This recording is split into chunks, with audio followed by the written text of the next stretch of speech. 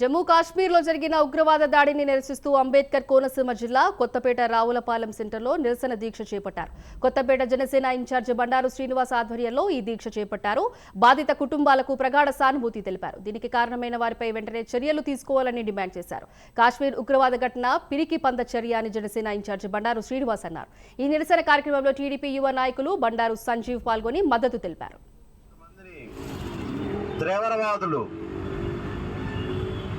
టెర్రరిస్టులు ఎంతో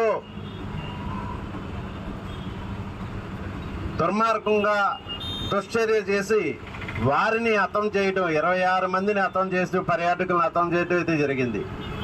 అయితే మన భారతదేశ సమగ్రతను, శాంతి పద్ధతులను